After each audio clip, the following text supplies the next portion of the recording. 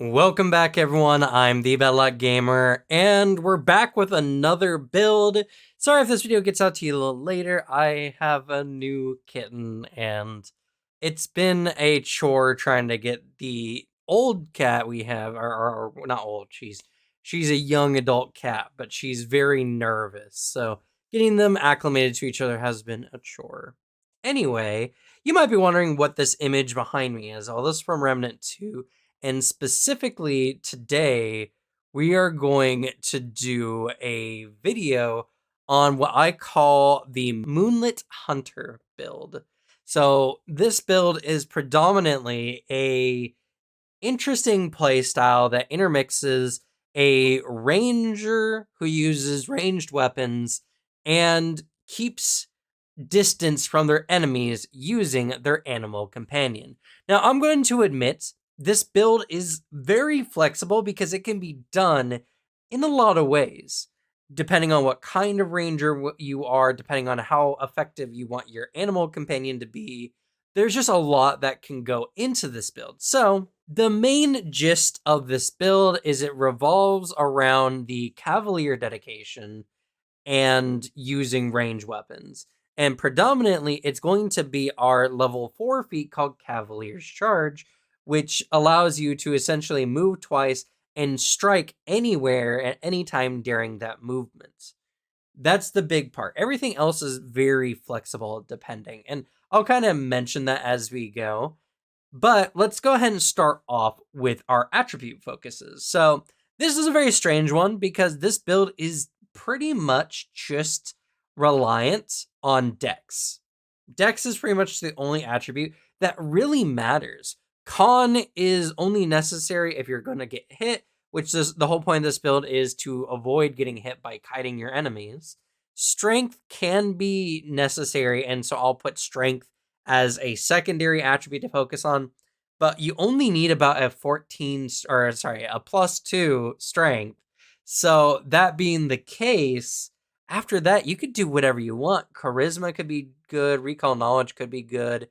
Honestly, wisdom is very solid to increase your perception and your tracking abilities. But honestly, the biggest ones for this build that you need to worry about is mostly just dex.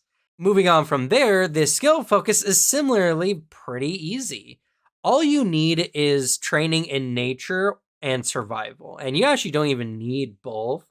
But I do recommend both, mostly because nature is very handy for recall knowledge checks, and as well you need it for the Cavalier dedication, which I mentioned, which we're picking up at level 2. But beyond that, not a whole bunch, honestly. The survival is good for tracking, and this is the Moonlit Hunter build. So honestly, you could also go with society as well if you're tracking more humanoid targets. So nature, survival, and society, I think, are all really good skills, but you don't even need a hyper investment in any of these to really do well. So, at your own leisure, all you need is just trained in either nature or survival to make the build work, which is really nice. I don't know if I mentioned this earlier, but this is a no, it is. I did mention it. Ranger build. So again, the edge you select is up to you. For this build that I'm making, since I might as well provide you with a full build for this, I went with precision. And the main style of this gameplay is you're going to be playing a reloading weapon, either a crossbow or a gun, and you're going to alternate between using Cavalier's Charge and reloading. So that being the case, I went with precision. It's really good for that single target, really hard hitting damage. And as well, it just will make, since the build is so much about like kiting and everything like that, it's very important that we select something that benefits not getting to attack as often.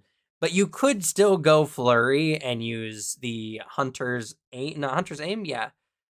I think it's hunter's aim. Actually, I can double check here real quick. Hunted shot. There we go. That lets you fire twice with a single action, which could work really, really well. Either way, it's up to you, your discretion on what you want for the build. For this build, we're going with precision. All right, feats. I know I've been dancing around the feats a lot, so let's get to the nitty gritty. First and foremost, we're going to be using Gravity Weapon, actually. It's a really good setup ability for your first turn, and it just increases the damage of our weapon for the rest of the combat. Plus, you only need the one focus point as long as you get 10 minutes between combats, and it lasts for a full minute, which is going to be longer than most combats. So for just a straight damage increase for most of our for the majority of fights you're going to be in, gravity weapon's a really big get. Now, you might be asking, since this build is based around like crossbows and guns, what about crossbow ace? Well, the problem with crossbow ace is, one, it kind of limits the choices we have as far as what kind of weapons we can select, because we'll have to pick only crossbows at that point. But on top of that, the crossbow ace only works against hunted prey. So even if you're firing like a random shot, or you don't have enough time to set up a hunted prey, you're just going to lose out on some damage in comparison to gravity weapon. And the additional damage is not going to be as good as what you're going to get, because even though it can upgrade the damage of a simple crossbow, you're probably just not going to use a simple weapon crossbow. So that being the case, this was just the overall best method to ensure the most damage. Crossbow ace can work and has a similar level of effectiveness. So if that's your preference, then go ahead. But I went with gravity weapon. It just works really, really well. So at level 2, we're going to select the Cavalier dedication. This is where we're going to get our animal companion, and as well, this will allow us to get some really handy feats. But like I said before, you only need to be trained in either nature. Oh, I said survival earlier. It's actually nature or society. Nature is what I went with for sure, but survival is good for tracking, so it's whatever. The big thing is selecting a animal companion that has the mount feature, which means it must be at least a size larger than you, which does limit the kind of mounts that you can select. And there are some uncommon mounts and a variety of other things. In the end, I will have a list of mounts that I recommend. And there is, of course, always the option of when you get a mature animal companion, which will cause them to grow up in a size, that you can switch to a different animal companion, spending, I think, a week of downtime. When it comes to the pledge, this is where you can take a lot of roleplay opportunity. There's not a lot of mechanical requirements that come with pledges. It's just kind of a feature of Cavaliers that they pledge themselves to something. It's free for you to essentially invent an order that your hunter would belong to for the sake of what they're doing. In any regard, go ham. It's a good roleplay opportunity and a good way to kind of set your character up as a part of some group or organization, but there's not a lot of requirement on the player end. As I said, this is one of my most open-faced builds, though it works really, really well. And speaking of, at level 4, we're going to select the Cavalier's Charge. Now, this is pretty much the whole point of the build. It's one of the best parts of it, and it allows you to do so many really cool things. But essentially, it's 2 actions, and as long as you're riding a mount, which is oftentimes your animal companion, you can stride twice. And at any point during these 2 stride actions, you can fire with the first range increment of a ranged weapon, or even using a melee strike, which there are some ranged weapons we can utilize that can be used also in melee. So that being the case, this gives us a lot of opportunities to swoop in, deal some damage, and get out. Many of the mounts in this game have a movement speed of at least 40, though there are some that are a little bit slower. And the biggest thing is it's 2 actions to essentially command your animal companion and strike. The efficiency comes from the +1 circumstance bonus you get to the attack roll, making you more likely to hit, more likely to crit. And because we're using a reload weapon, every round, all you have to do is Cavalier's Charge, fire at any point during that, reload your weapon. Done. Your turn is set. You can keep a safe distance from the enemy, at least making them expend 2 stride actions, potentially more, to even get adjacent to you. And you don't ever have to even get close to an enemy during this movement. This is just a really good way to keep good distance between you and the enemies and fire from relative safety. It might not have the highest DPR, but Rangers are already good at builds that are meant for single shot rounds. So it actually blends really well into Ranger anyway. In fact, the biggest part of this entire build is it adds an incredible amount of mobility onto your essentially ranged combat style, which is really good. Now, to offset some of the limitedness of the mount choices, because there's not many large animal companions you can get right out the gate as young animal companions, at level 6, I went with the impressive mount feat. This allows us to get a animal companion up to mature, which means that many of the medium-sized mounts are now going to be large as they grow up, essentially, allowing for more mount choice. Now, this is not a necessary feat in the build, but it's going to be almost necessary if you want more mount choices or if you want some of the cooler mounts in the game. In any regard, this also gives our animal companion a little bit more beef, a little bit more that they can do on their turns, and something I recommend for the build overall. But you can take this particular feat out of your build if you decide that you're okay with like a horse or camel or one of the other large starting animal companions, if that's all you really want. But personally, I would take the impressive mount because there's some really good mounts in here, but they start off as a medium size. So at level 8, I decided to take Deadly Aim. Now, I think I kind of flubbed a little earlier. I think I said Gravity Weapon provides circumstance damage. It doesn't. It provides status damage. And one of the biggest reasons why I went with Gravity Weapon over Crossbow Ace for this build particularly is because we can take Deadly Aim, which adds circumstance bonus to a strike. Now, this doesn't necessarily combine with Cavalier's Charge. Cavalier's Charge is only a standard strike. But not every round do you have to use Cavalier's Charge. In fact, the only time you really need to is when you're using or when you need to get distance from an enemy.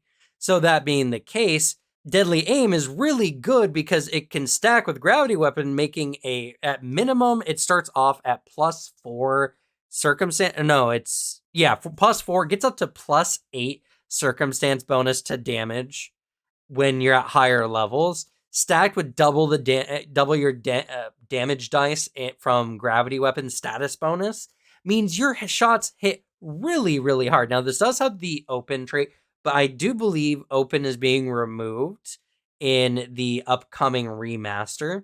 So that being the case, this is actually just going to be a really good option. Now, it does reduce your accuracy a little bit, which reduces your chance to crit overall, but that's okay for the most part because we just want to deal consistent good damage. And honestly, the chance at a crit does not necessarily beat out the bunch of bonus damage we're adding from Deadly Aim. So, if I do say something, when the remaster comes out, Deadly Aim might switch from open to flourish.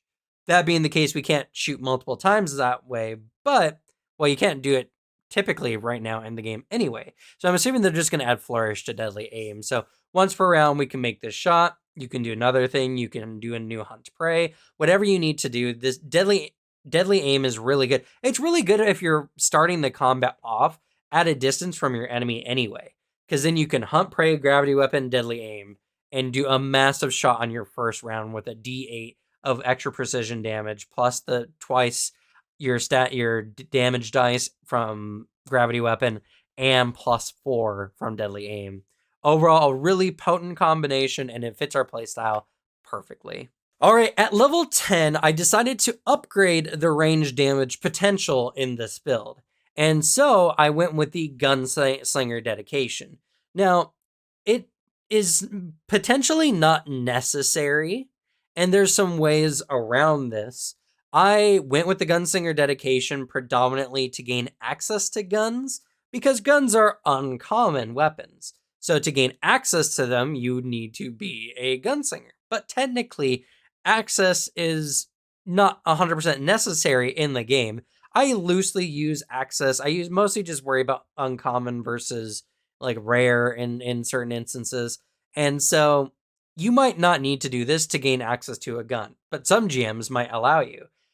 Regardless, it is going to be beneficial to us. You do get a skill proficiency. By the way, with the Gunslinger dedication, you have to select a way and you get a skill proficiency with it. I chose Way of the Sniper. It's going to be helpful for a feat we're going to pick up a little bit later in this build anyway, and it gives us stealth as our skill, which is generally helpful for a hunter-based character.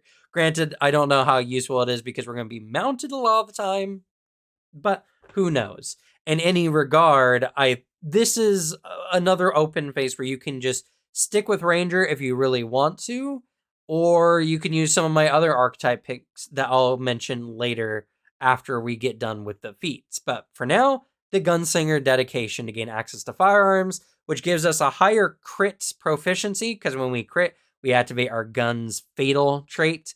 And I'm going to recommend using the Arquebus, which we'll get into the equipment part. It's just a really good rifle and it has a really good range, so it's going to be very handy for this build. At level 12, I decided to take basic shooting from Gunslinger and to take risky reload. It is not a very bad feat, honestly. It lets you reload and fire with a single action.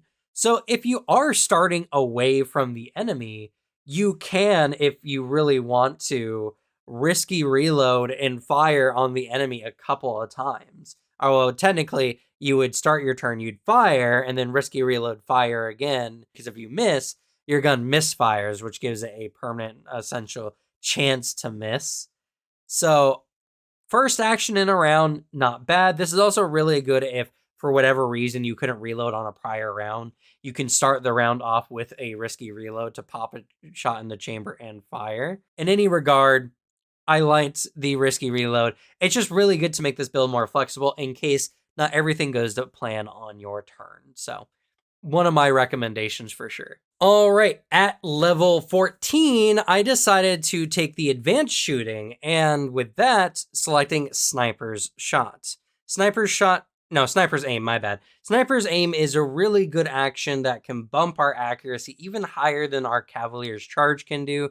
This is a really good one if you want to get an increased chance to crit the enemy, and if the enemy is behind cover of any kind, this shot actually negates cover. It also negates the kickback if our weapon has kickback, which the Archivist does have some kickback, but if you invest in your strength even a little bit in this build, that's not going to be a problem anyway. But if you haven't, well, then you can negate the kickback. Not something that I'd recommend getting at least the +2 strength to avoid the kickback in general, but that's generally up to you in any regard. This just gives us another option. It gives us a more accurate strike, and it can help ignore concealment and cover, which is very good. It's not with the intent of using every round, but it's with the intent of using when, we have the opportunity, we don't need to move. And technically, you can even still do this and then command your animal companion to stride twice anyway. So even if you do need to move, you can just get a really powerful shot off and then stride away without even needing to use Cavalier's Charge. Like, the only reason why we use Cavalier's Charge is normally the +1 circumstance bonus to hit for the shot. So with Sniper's Aim, that does give us, a different routine if we're not necessarily concerned with the maneuvering around enemies. In any regard, it's really up to you. This just gives us more options and a more accurate shot, technically. So one that I highly recommend for this build. At level 16, I took Slinger's Readiness, also from Gunslinger. This is a really good one to select because it allows us to, on the first turn of combat, we can draw a weapon if we haven't already done so, which is pretty cool. And your first strike with that weapon deals an additional D6 precision damage, and this increases as we level up. This is in addition to the precision damage we get from the Precision Ranger Hunter's Edge. So, that being the case, you could do a lot of damage on your first round. It's actually really, really nuts. Not only applies on your first round, but your first round's going to be quite a big shot, especially if you're combining this with Sniper's Aim to do a higher chance of hitting. Or we can even do this with Deadly Aim to add on top the circumstance bonus, on top of the precision, on top of gravity weapon even, for our first round of combat. It makes our opening salvo hurt like a motherfucker. And that's really, really good. So, sorry for the curse. I don't normally do it. It's a lot of damage. It's really, really cool. At level 18, we're selecting Perfect Shot.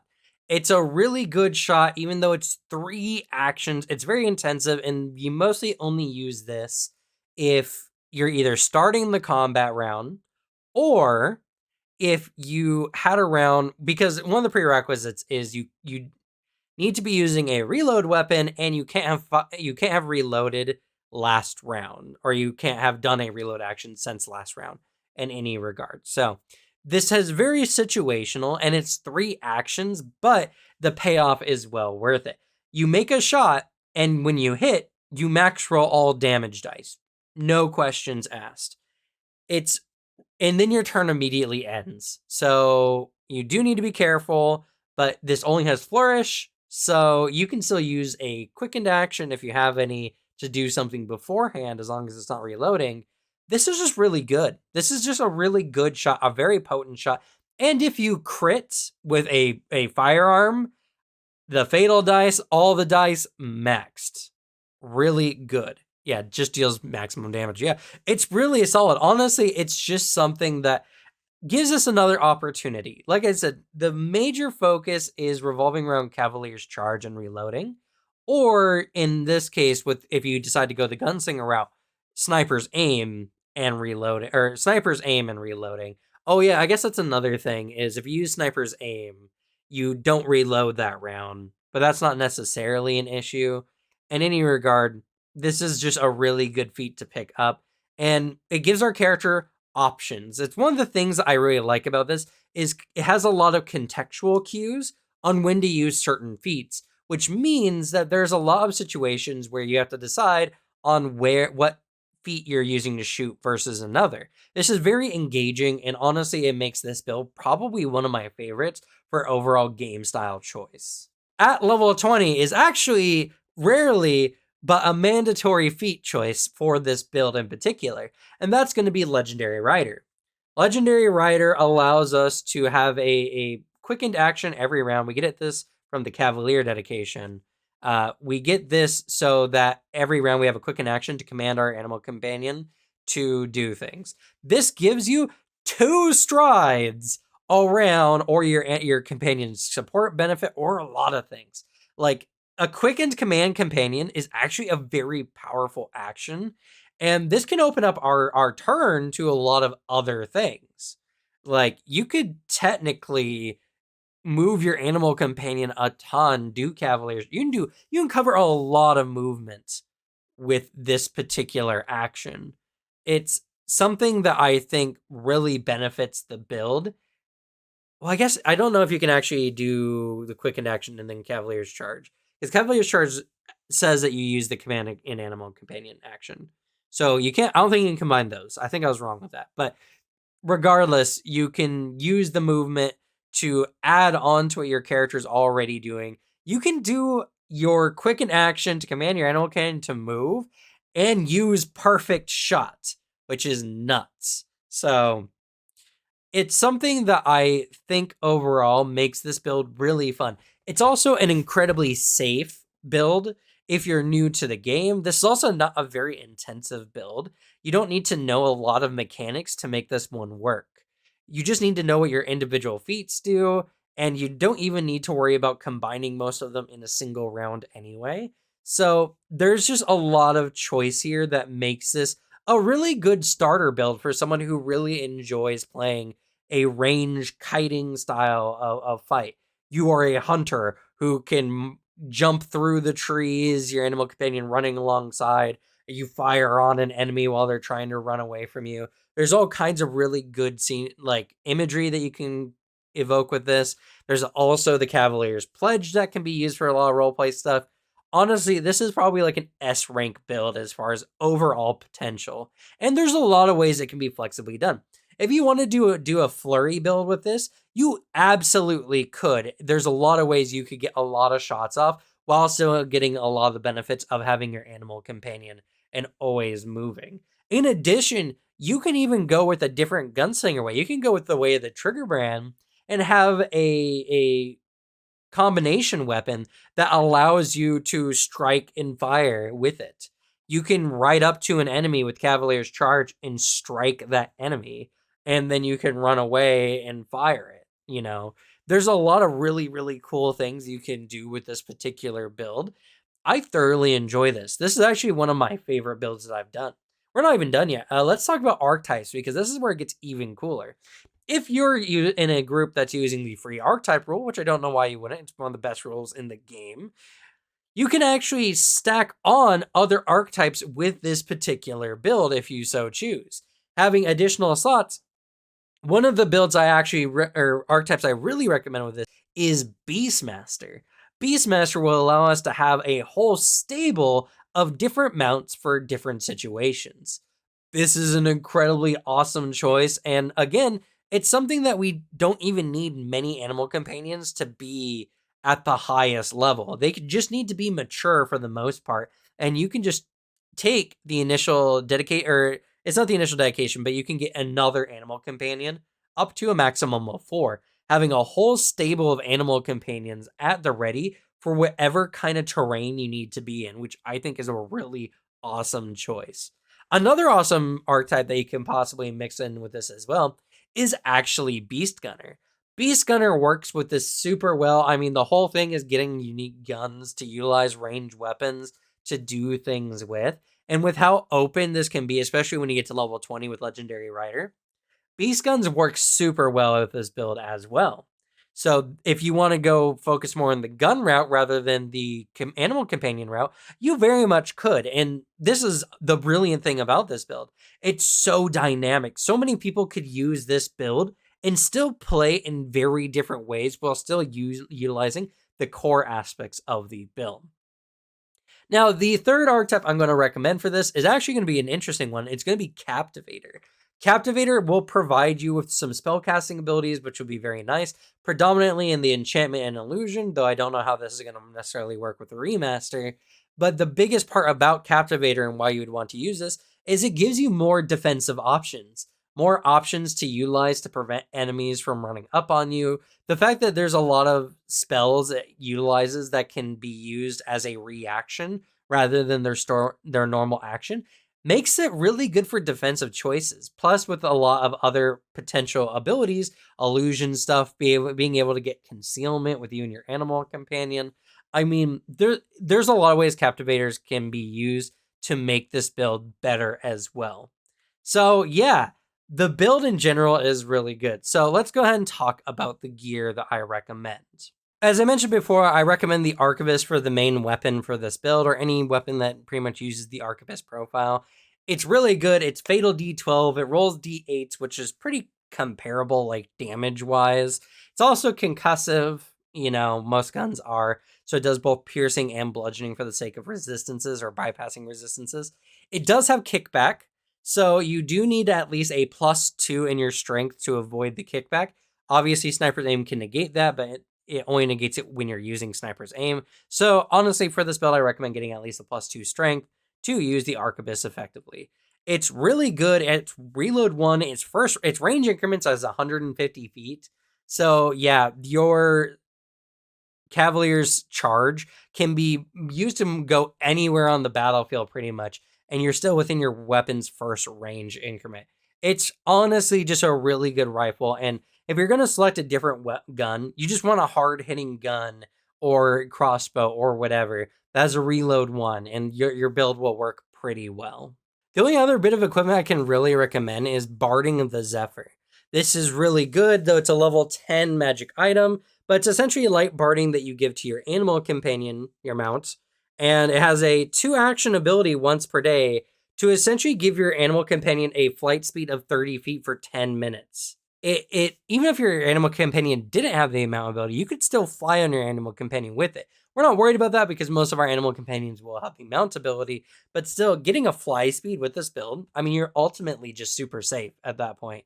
And even though you still need to command your animal companion every round to fly, otherwise you'll fall, it still will put you out of the reach of your enemy more often than not. So this is just a really good set of items, and you can do most other things. There's a large variety of ways you can do this, and obviously you can't necessarily be mounting your animal companion in every situation. So anything that can help you stealth, keep out of the enemy's way so you can fire on them will be good items as well. But Arquebus and Zephyr, or Barding of the Zephyr, are the ones I'm going to recommend. In addition, I'm also going to recommend the Frost Rune for your weapons. The major thing around this is if you critical hit, it slows the enemy by 1. Slowed 1 is really good. It makes it almost impossible for enemies to attack you on their turn unless they also have some ranged weapon of some kind. So just having the Frost Rune and doing extra cold damage is not bad, but the biggest thing is that when you critically hit, the enemy is not going to be able to catch up to you, which is just a really good feature. So, mounts. I did mention mounts earlier, so I'm going to add this on top. The mounts I recommend are predominantly just the ones I find interesting. The horse works just honestly really well. And most mounts do work well, though most of them have some ability or support benefit that can only be utilized within the mount's reach, which is not necessarily the point of this build. So instead, I'm going to recommend some mounts that don't require you to be adjacent to an enemy to get the mount's benefit. Or at the very least, if it is, there's some good reason for it.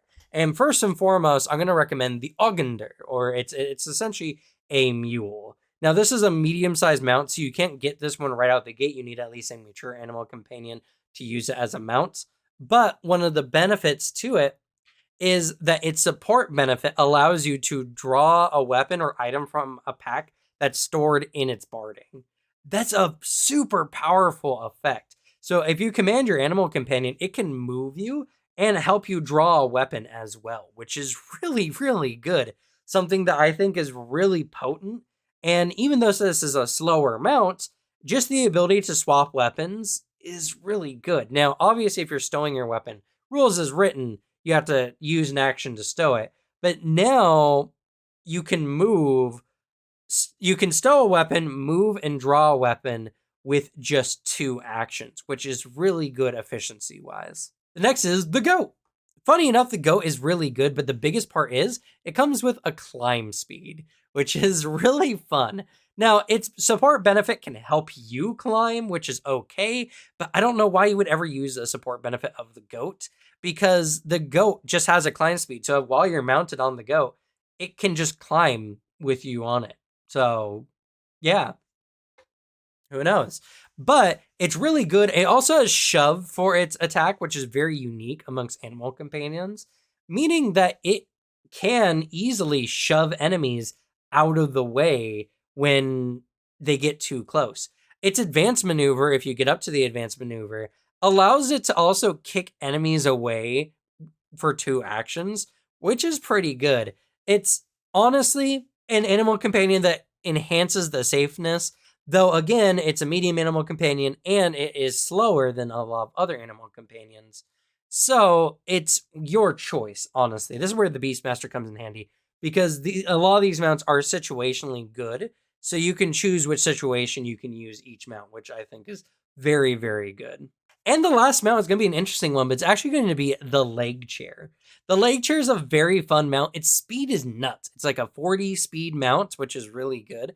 And its support benefit is even better. It gives you cover, which essentially makes you a little harder to hit for enemies. Very solid, though it does motivate enemies to shoot your leg chair, which potentially could be a bad thing. But it's a very powerful effect, and it just, again, it's that safer playstyle.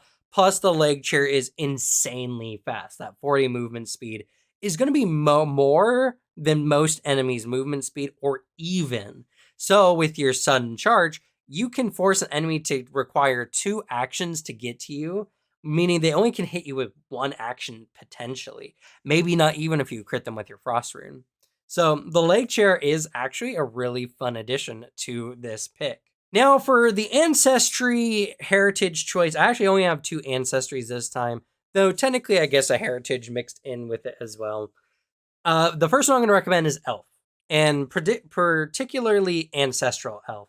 Ancestral Elf will allow us to select like Gunslinger earlier if that's what you want to do, but it's absolutely not necessary, and something that I would say you would probably only do if you want to do things a little bit out of order.